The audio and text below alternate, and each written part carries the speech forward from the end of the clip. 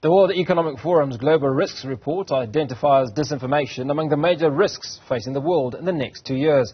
Over the next decade, the majority of experts surveyed around the world anticipate some instability and a moderate risk of global catastrophes.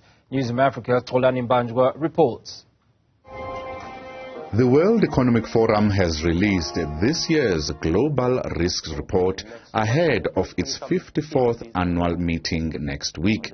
The report shows that while global risks are growing, there is some hope that collaboration stemming from such elite gatherings can turn the tide. It further states that as more than 4 billion people head to the polls in several countries this year, the highest risks for the next 10 years will be disinformation and misinformation. Meanwhile, global catastrophes are expected to be on the rise for the next 2 years. Other risks facing the world include extreme weather conditions, lack of economic opportunity, cyber attacks, and interstate armed conflicts, such as the Israel-Hamas and Russia-Ukraine wars. John Scott, the head of sustainability risk at Zurich Insurance Group, which co-authored the report, says while there is hope that gatherings such as the World Economic Forum will bring cooperation among the global elite, the rise in the cost of living and a lack of economic opportunities globally could lead to a more polarized world.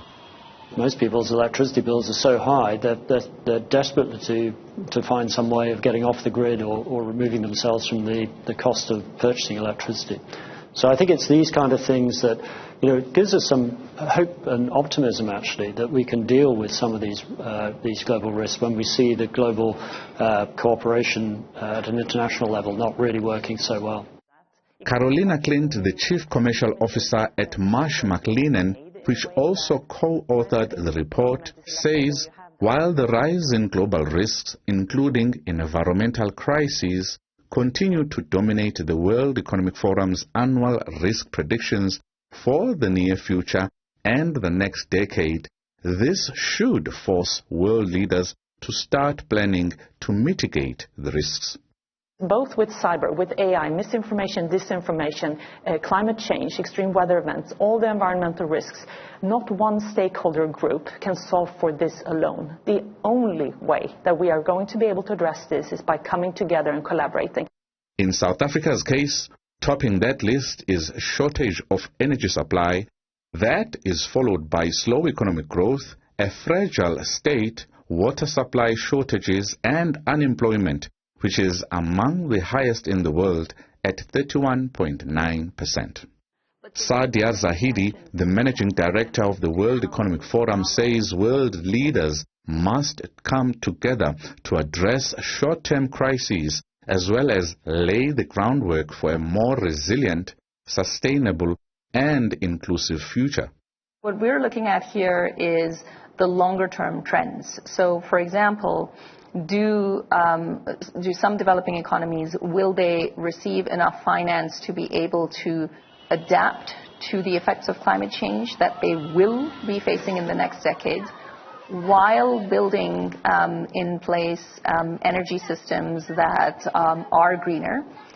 Or are we going to be looking at a situation where some parts of the world are asked to essentially freeze the outlook where it is, where there hasn't even been basic electrification for 600 to 700 million people in Africa?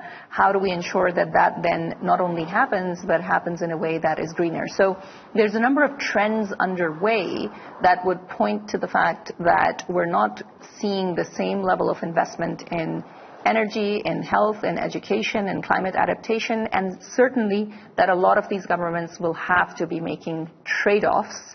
2/3 of global experts are worried about extreme weather events this year, threatening already fragile economies with biodiversity loss, ecosystem collapse, natural resource shortages, and pollution, representing 5 of the top 10 most severe risks perceived to be facing the world over the next decade. For Newzroom Afrika on Channel 405, I'm Xolani Mbanjwa in Johannesburg.